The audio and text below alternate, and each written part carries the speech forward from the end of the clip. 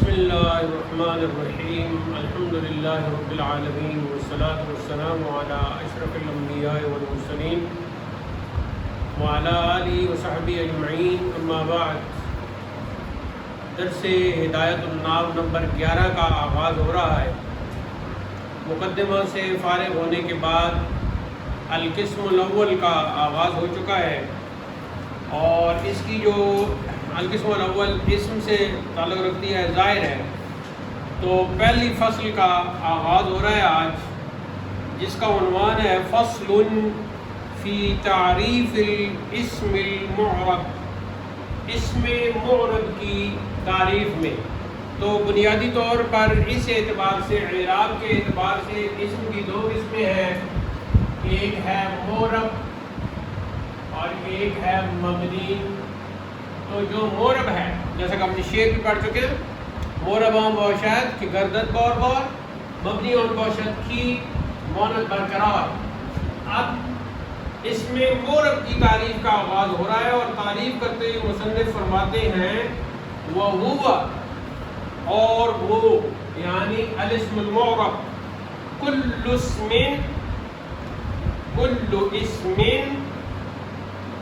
اور رکب ما غیرہ ولا یشبہ مبنی الاصل، اعنی الحرف والامر الحاضر والماضی، نحو زید فی قام زید، لا زید وحدہ لعدم الترکیب، ولا هؤلاء فی قام هؤلاء لوجود الشبہ او شبہ ویسمى متمکنا۔ ترجمہ اس کا یہ ہے کہ اسم معرب ہر وہ اسم ہے رکب ما غیرہ، جو مرکب ہو اپنے غیر کے ساتھ، یعنی کسی دوسرے کے ساتھ۔ ایک تو یہ شرط ہو گئی، دوسری شرط یہ ہے کہ وہ مبنی الاصل کے مشابہ نہ ہو، ولا یشبہ مبنی الاصل۔ جب کہا کہ وہ مبنی الاصل کے مشابہ نہ ہو، تو سوال پیدا ہو گیا کہ مبنی الاصل سے مراد کیا ہے؟ تو جواب میں کہا آنی، میں مراد لیتا ہوں الحرف والامر الحاضر والماضی، حرف، امر حاضر اور ماضی۔ مبنی اصل سے مراد ہے نمبر 1 حروف، کہہ لیں حروف، نمبر 2 امر حاضر، نمبر 3 ماضی۔ اپنے اعراب کے اعتبار سے اور اپنی حرکات کے اعتبار سے، اور یہاں اعراب کا لفظ ہم کہیں گے حرکت زیر زبر پیش، اور اعراب عبارت کے اندر جو اس کی کلمے کی حیثیت بن رہی ہے، وہ اس اعتبار سے اعراب بولتے ہیں۔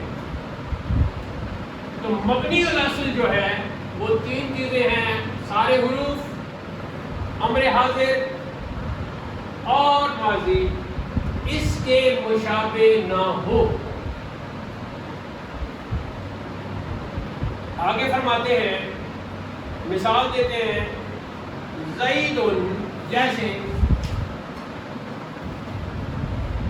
زید، زید معرب ہے اس مثال میں،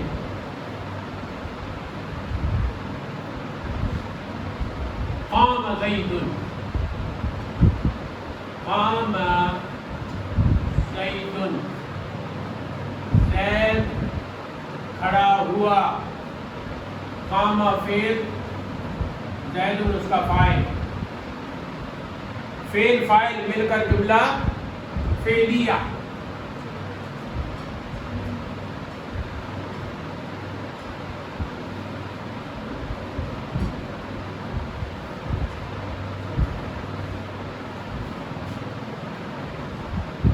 اب زیدن کے اوپر جو دو پیشیں آئی ہیں یہ قامہ کی وجہ سے آئی ہیں۔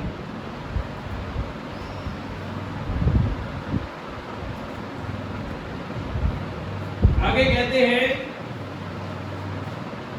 لا زید وحدہ، ہاں اکیلا زید جو ہے نا وہ نہیں، اکیلا کیوں نہیں؟ لعدم الترکیب، ترکیب نہ ہونے کی وجہ سے، مرکب نہ ہونے کی وجہ سے۔ اگلی مثال ولا ہؤلاء فی قام ہؤلاء، اور نہ ہی ہؤلاء اس جملے میں قام ہؤلاء بوجہ مشابہ ہونے کے۔ اور آخر میں کہتے ہیں کہ مورب کو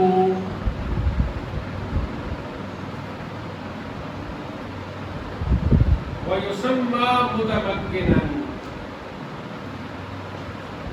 مورب کو متمکن کہتے ہیں۔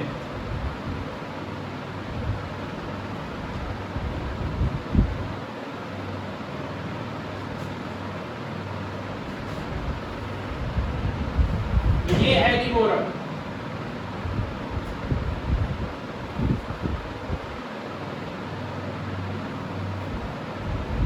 غیر کے ساتھ مرکب ہو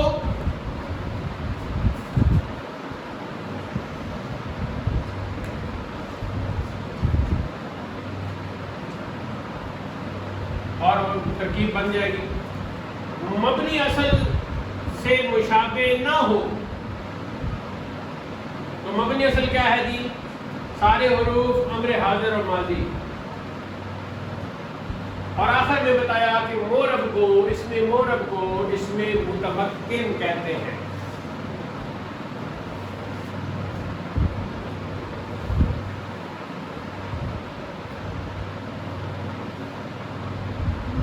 اگر کوئی پورا جملہ نہ پورا جملہ تو پورا جملہ بھی مبنی قرار پاتا ہے، کیونکہ پورا جملہ اس کا اپنا اعراب ہوتا ہے۔ تو یہ بھی ذہن میں بٹھا لیں، صاحب مفصل جو ہے نا وہ جملہ کو بھی کہتے ہیں صاحب مفصل۔ المفصل کتاب ہے علم نحو میں، مصنف ہیں جار اللہ زمخشری۔ جار اللہ زمخشری پہلے فرقہ معتزلہ سے تعلق رکھتے تھے اور ان کی تفسیر بھی ہے، علمی اعتبار سے تو خیر وہ بہت اچھی تفسیر ہے، لیکن اس میں معتزلہ کی باتیں بھی کی ہیں۔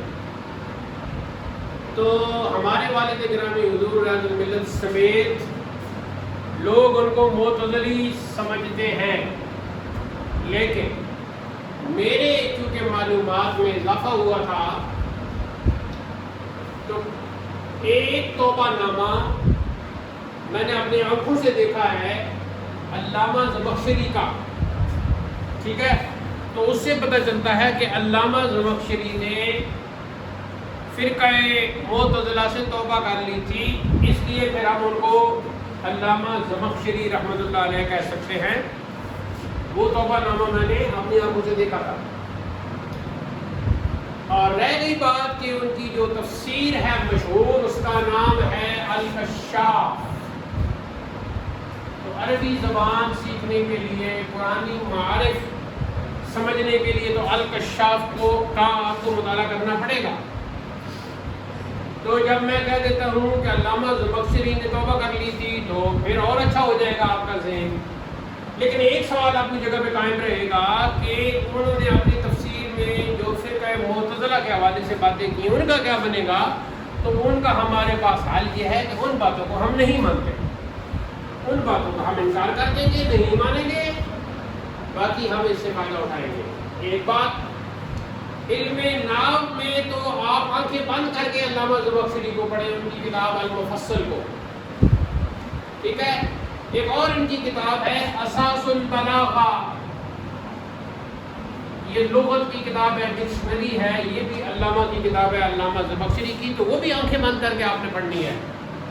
اگر کہیں کوئی آپ بات کر رہی ہیں اور دلیل کے طور پر کہتی ہیں کہ یہ لفظ ایسے نہیں ایسے ہے، اس لفظ کا یہ معنی نہیں یہ معنی ہے، تو کوئی آپ سے پوچھتا ہے کیا دلیل ہے، تو آپ کہیں گے علامہ زمخشری نے مفصل میں لکھا ہے، علامہ زمخشری نے اساس البلاغہ میں لکھا ہے، تو بس پھر اس کی بولتی بند ہو جائے گی۔ تو صاحب مفصل انہیں کہا جاتا ہے، علامہ زمخشری کو بعض جگہ صاحب مفصل کہہ دیا جاتا ہے، اس لیے کہ اب صاحب ہدایت الناب جو ہیں وہ نام نہیں لینا چاہتے تھے، شاید ان کے نزدیک بھی یہ معتزلی ہوں گے، تو اس لیے پھر نام لینے کے بجائے کہہ دیا صاحب مفصل۔ تو ان کے نزدیک جملہ بھی جو ہوتا ہے وہ مبنی میں آ جاتا ہے، لیکن عموماً تین چیزیں ہیں، حروف، امر حاضر اور ماضی۔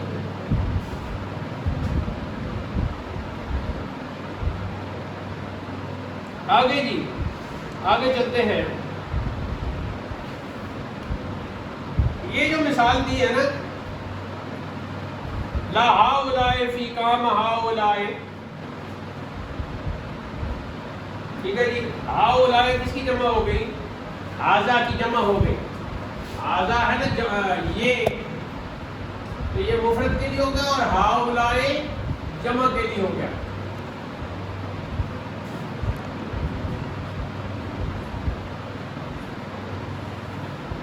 اور دور کے لیے جو ہے وہ ذالکا، اور جمع کے لیے اولائکا، تو ہاؤلائے کے مقابلے میں اولائکا آ جاتا ہے۔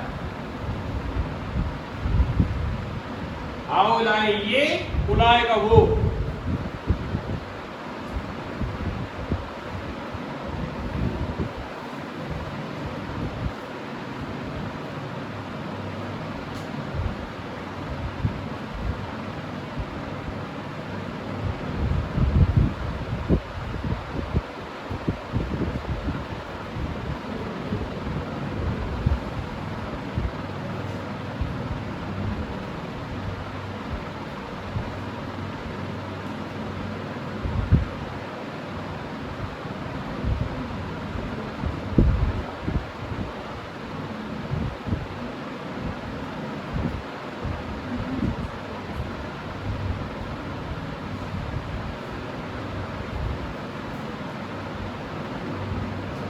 مورب اس میں مفعول ہو گیا نا، اعرب یعرب اعرابا، اعرب یعرب اعرابا کا مطلب ہوتا ہے ظاہر کرنا، تو پھر مورب کا کیا مطلب ہوا؟ جو بالکل ظاہر ہو، تو چونکہ اس کا اعراب ظاہر ہو جاتا ہے کہ اس کے اوپر پیش ہے یا زبر ہے یا زیر ہے یا تنوین ہے یا کیا ہے، اس لیے پھر اس کو مورب کہہ دیتے ہیں۔ اب مورب کیا بنے گا؟ یا تو اس میں مفعول کا صیغہ بنے گا یا ظرف کا صیغہ بن جائے گا۔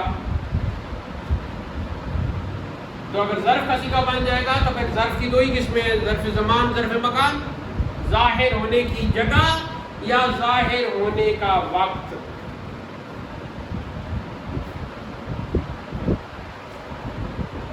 گرمی مجھے زیادہ لگ رہی ہے یا واقعی گرمی ہے؟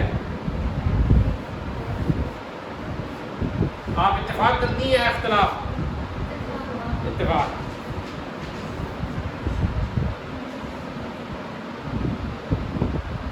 کچھ لوگ جو ہے نا ان کے سامنے اگر ایسی بات کرو تو وہ بڑی آرام سے کہہ دیتے ہیں کہ اب گرمیوں میں گرمی ہی ہوتی ہے تو یہ کیا بات ہوئی، سردیوں میں سردی ہوتی ہے، گرمیوں میں گرمی ہوتی ہے، تو تعجب کی کون سی بات ہے؟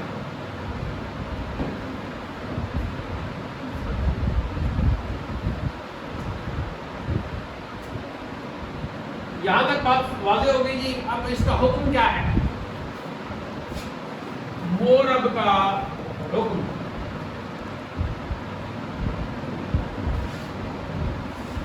فرماتے ہیں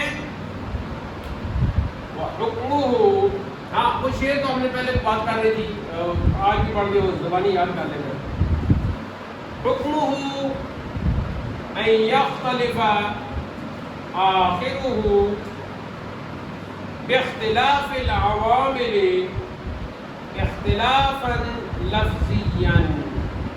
اس کا حکم یہ ہے کہ عامل کے مختلف ہونے سے اس کا اعراب بھی مختلف ہوتا جائے گا، بس یہی اس کا حکم ہے. اور ہمیشہ اعراب ظاہر کہاں ہوتا ہے؟ آخری حرف پر. آخری حرف پر اعراب ظاہر ہوتا ہے. تو پھر اس لیے آخرہ کہا. حکمہ ان یختلف، اور اس کا حکم یہ ہے یہ کہ مختلف ہوگا آخرہ، اس کا آخری حرف،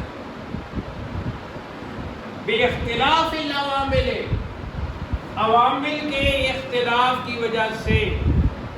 اگر زبر دینے والا عامل ہوا تو اس پر بھی زبر آئے گی، زیر دینے والا عامل ہوا تو اس پر بھی زیر آ جائے گی، پیش دینے والا عامل ہوا تو اس پر بھی پیش آ جائے گی.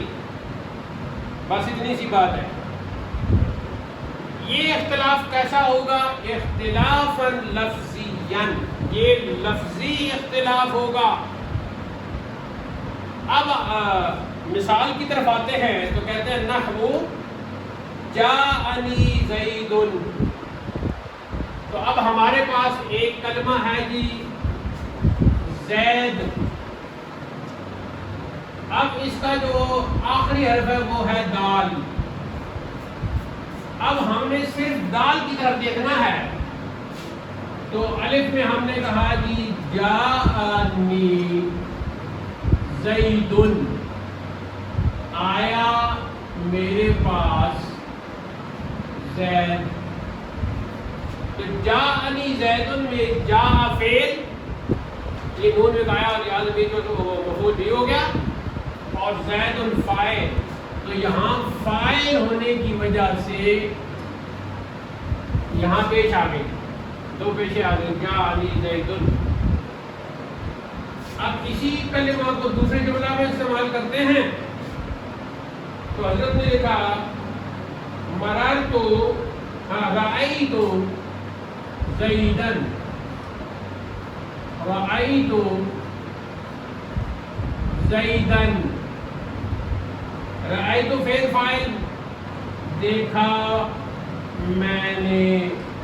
اور کس کو دیکھا؟ زید کو دیکھا، وہ مفعول بھی ہو گیا. تو مفعول بھی پر ہمیشہ زبر آتی ہے تو بن گیا جی زیدن. یہاں لکھنے میں کتابت کے حوالے سے ایک وضاحت کرنا چاہتا ہوں. جب آپ کہتی ہے کہ جاءنی زید میں وہ فاعل تھا تو وہاں اس کا عامل فعل تھا، یہاں فعل فاعل ہے تو یہاں مفعول بھی بن رہا ہے. تو اس لیے دو زبریں آ گئیں، یہ تو ہماری سمجھ میں آ گیا. لیکن زیدن جب ہم لکھتے ہیں تو آخر میں الف کیوں لکھتے ہیں؟ تو یہ ہے جی کتابت، لکھنے کا جو انداز ہے جسے کہتے ہیں الاملا. تو املا میں جب دو زبریں آتی ہیں مفعول بھی بنتا ہے تو اگر آخر میں تا نہ ہو تو دو زبریں لگاتے وقت ساتھ الف کا اضافہ بھی کر دیتے ہیں. تو دو زبریں تو دال کے اوپر ہی آئی ہیں لیکن لکھنے میں ہم نے ساتھ الف کا اضافہ بھی کر دیا ہے. رأیت زیدن، دیکھا میں نے زید کو، دیکھا میں نے زید کو. اچھا اب یہاں رأیت زیدن اور رأیت زیدن نہیں آ سکتا کیونکہ رأیت جو فعل ہے اور تو اس میں فاعل ہے. تو اب فعل فاعل اور تیسرا مفعول بھی ہوتا ہے تو یہاں زیدن مفعول بھی بن رہا ہے، اس لیے مفعول بھی منصوب ہوتا ہے، اس کے اوپر زبر آتی ہے. تو اب اسی زیدن کو جو اوپر والے جملے میں زیدن تھا نیچے والے جملے میں وہی لفظ زیدن بن گیا. تیسری مثال مررت بزیدن، گزرا یا گزری جو بھی آپ کہیں، گزرا میں زید کے پاس سے. یہاں با آئی ہے تو با حرف جار ہے تو عامل جر دینے والا آ گیا. تو اب ہم نے جر پڑھی اور ہم نے کہا بزیدن. تو اب مرر تو بزیدن یا بزیدن نہیں پڑھ سکتے, مرر تو بزیدن. اب جب ہم نے غور کیا تو ہم نے کہا جانی زیدن رأیت زیدن مررت بزیدن. تو کلمہ زید جو ہے اس میں تبدیلی ہو رہی ہے, اور تبدیلی بھی کہاں ہو رہی ہے؟ صرف آخری حرف دال پر. زیدن زیدن زیدن. تو پتہ چل گیا کہ عامل کے مختلف ہونے سے آگے حرکت بھی مختلف ہو جاتی ہے اس اسم پر. تو اس اسم کو اور وہ بدل جاتا ہے. تو اس کا یہ جو بدلنا ہے اختلاف عوامل کی وجہ سے یہ اسے بنا دیتا ہے مورب. اب تینوں مثالوں میں زید جو کلمہ ہے وہ مورب ہے. ایک جگہ زید, ایک جگہ زیدن, ایک جگہ زیدن, اور تبدیلی ہو رہی ہے. تو عمل کرنے والے کو کہتے ہیں عامل, اور جس پر عمل واقع ہو رہا ہے وہ ہے معمول.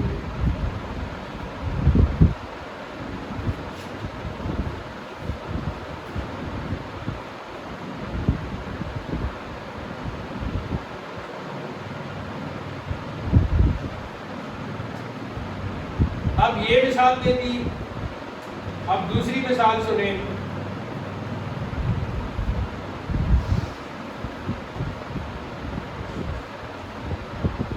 ادھر کہا تھا کہ اختلاف لفظی, اور کبھی کبھی ایسے ہوتا ہے کہ تقدیری ہوتا ہے. تقدیر کا مطلب یہاں گرامر میں معنی چھپا ہوا نا, مقدر تقدیر. تو اس کی مثال دی ہے جی جاءنی موسیٰ, تقدیری اعراب جاءنی موسیٰ, آیا میرے پاس موسیٰ. با کوئی رأیت موسیٰ, دیکھا میں نے موسیٰ. اور جیم مررت بے موسیٰ. اب سوال پیدا ہوتا ہے کہ جانی موسیٰ میں موسیٰ کا عامل اور ہے, رأیت موسیٰ میں موسیٰ کا عامل اور ہے, مررت بے موسیٰ میں موسیٰ کا عامل اور ہے, لیکن لفظ موسیٰ میں تبدیلی نہیں آئی. تو اس کا جواب یہ ہے کہ یہاں تبدیلی آئی ہے, لیکن وہ تقدیری طور پر ہے جو دیکھنے میں نظر نہیں آ رہی لفظی طور پر. وہاں تو دیکھنے میں آ رہی تھی زیدن زیدن زیدن, لیکن یہاں پہلے جملہ میں موسیٰ ہے فاعل, دوسری جملہ میں موسیٰ ہے مفعول بہ, اور تیسرے جملہ میں موسیٰ ہے مجرور. لیکن ظاہری شکل یہ علم خاص ہے, تبدیل نہیں ہوئی, لیکن حقیقت میں ایک جگہ فاعل ہے, ایک جگہ مفعول بہ ہے, ایک جگہ مجرور ہے. تو ہم کہیں گے کہ یہاں اعراب جو ہے وہ تقدیری طور پر ہے, چھپا ہوا ہے, لفظی طور پر ظاہر نہیں ہوا, وہاں لفظی طور پر ظاہر ہوا ہے.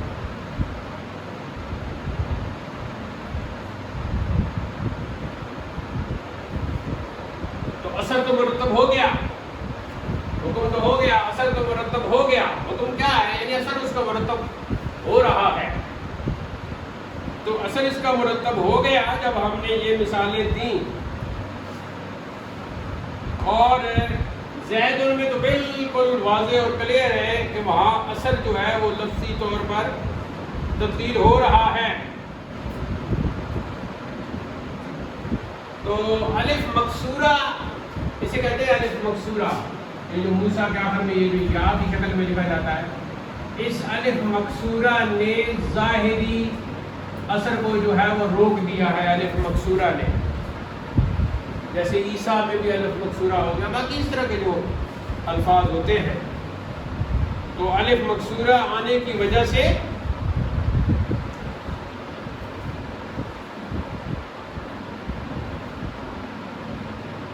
آپ کی کتاب میں آگے عبارت کیا ہے؟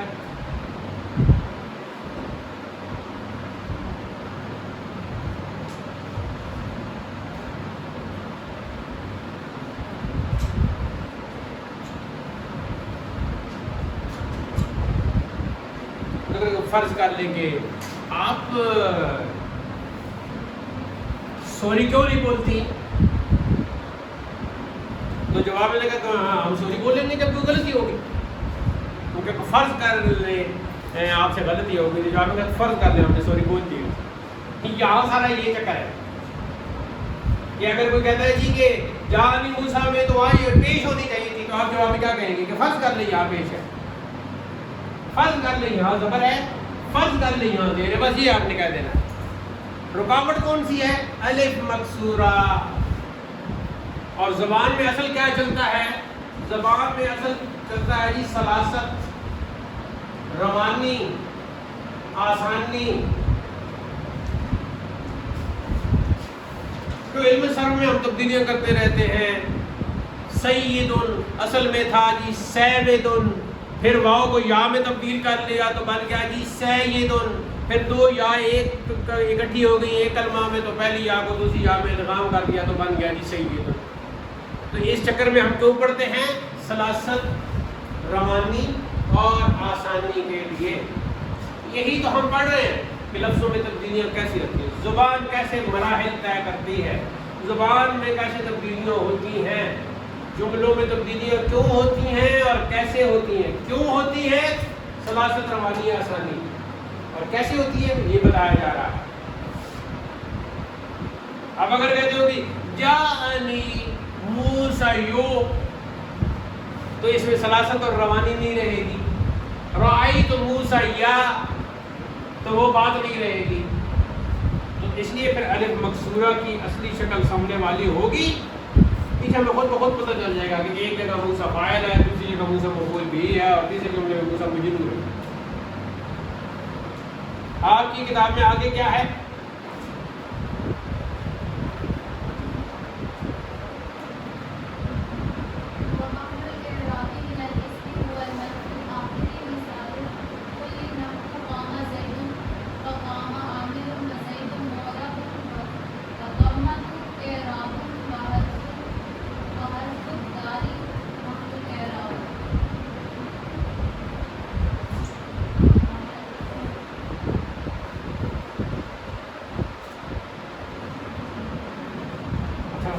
یہ آپ کی کتاب میں الگ ہے، ادھر الگ ہے۔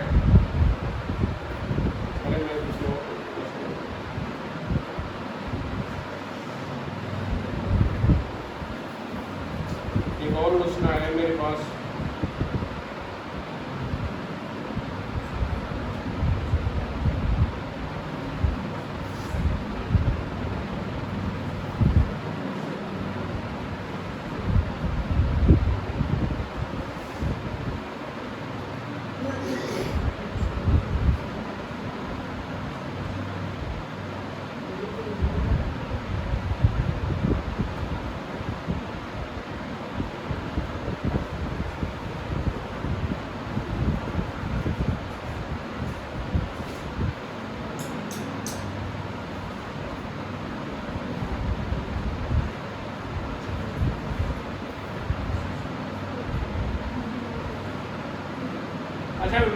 دوسری کتاب میں بھی میرے ایسے ہے کہ ہاں اوپر آتا ہے نا وَمَرَرْتُ بِمُوسَىٰ کے بعد ہے الْإِعْرَابُ مَا بِهِ يَخْتَلِفُ آخِرَ الْمُعْرَبِ قَالدَّمَّةِ وَالْفَتْحَةِ وَالْكَسْرَةِ وَالْوَاوِ وَالْأَلِفِ وَالْيَاءِ، یہ الفاظ نہیں ہے وہاں ہیں۔ اس کے بعد وَإِعْرَابُ الْاسْمِ عَلَىٰ ثَلَاثَةِ أَنْوَاعٍ۔ اچھا بیٹھ جاؤ۔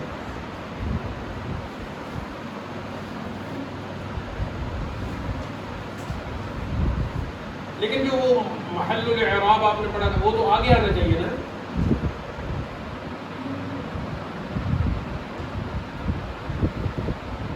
چلے ہم آئے اس میں یہ جو ہے وہ پڑھ لیتے ہیں۔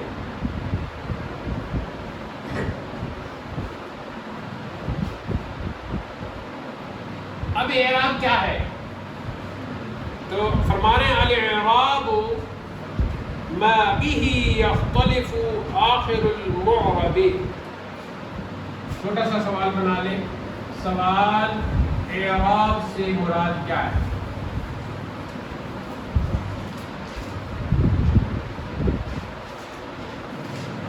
جواب الاعراب ما به یختلف آخر المعرب، یعنی اعراب وہ حرکت ہے. آپ حرف کے ساتھ لکھ لیں. اعراب وہ حرکت یا حرف ہے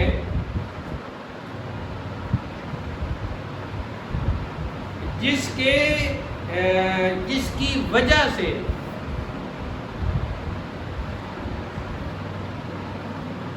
اسم معرب کا آخر بدل جائے. میں پھر بولتا ہوں، اعراب وہ حرکت یا وہ حرف ہے کہ جس کی وجہ سے اسم معرب کا آخر بدل جائے. جیسے ضمہ، فتحہ، کسرہ، واو، الف اور یا، یہ 6 ہو گئے. جیسے ضمہ بھی کہہ سکتے ہیں آپ اردو میں، ضمہ، فتحہ، کسرہ، واو، الف اور یا.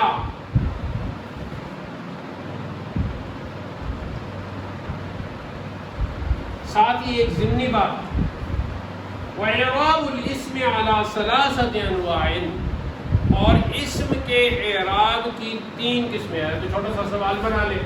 سوال، اسم کے اعراب کی کتنی قسمیں ہیں؟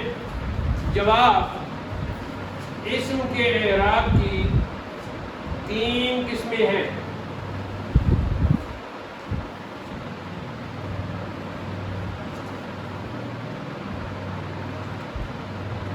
اب اس میں کیسے لکھنا ہے؟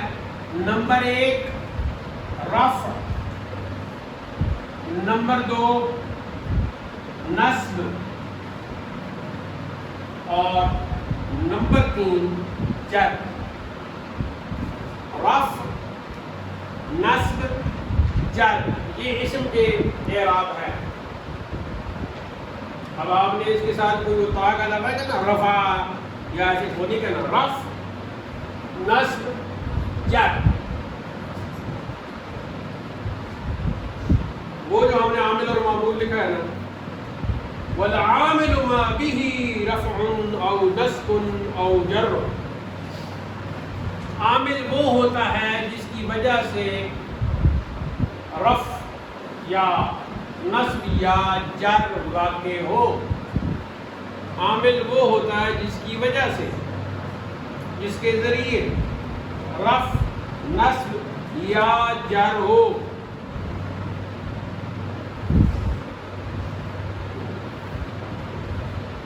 اور محل اعراب کہتے ہیں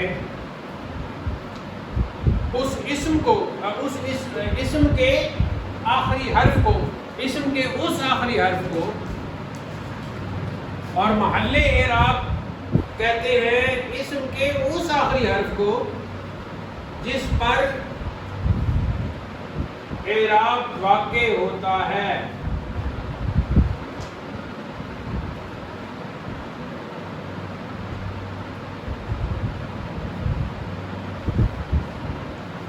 قام زیدن ہم نے پہلی مثال لکھی تھی نا، تو اب قام فعل کی وجہ سے زیدن میں تبدیلی آئی ہے، رفع آیا ہے، تو ہم کہیں گے قام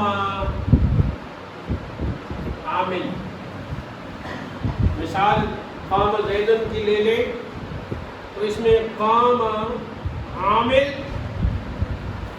اور زیدن معرب، اور تبدیلی دال میں آئی ہے تو دال محل اعراب.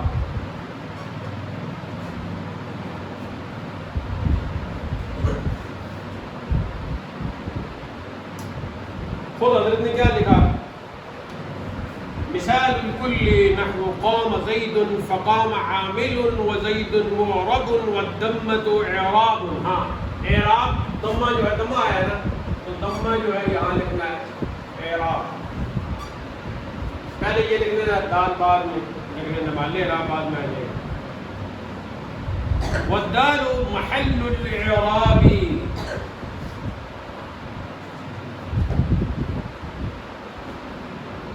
اب یہاں ایک آخری بات کرتے ہیں کہ سوال پیدا ہوتا ہے کہ عربی زبان میں مورب کلمہ کون سا ہوتا ہے؟ تو فرماتے ہیں وَاعْلَمْ أَنَّهُ لَا يُعْرَبُ فِي كَلَامِ الْعَرَبِ إِلَّا اسْمُ الْمُتَمَكِّنِ وَالْفِعْلُ الْمُضَارِعُ وَسَيَجِيءُ حُكْمُهُ فِي الْقِسْمِ الثَّانِي إِنْ شَاءَ اللَّهُ تَعَالَى. فرماتے ہیں کہ عربی زبان میں مورب جو ہوتا ہے نمبر 1 اسم متمکن، نمبر 2 فعل مضارع. ویسے یہ مصیبت ہے سب سے بڑی، المصیبہ الکبیرہ فعل المضارع، المصیبہ الکبیرہ، تو اس میں بہت تبدیلی آتی ہے فعل مضارع میں.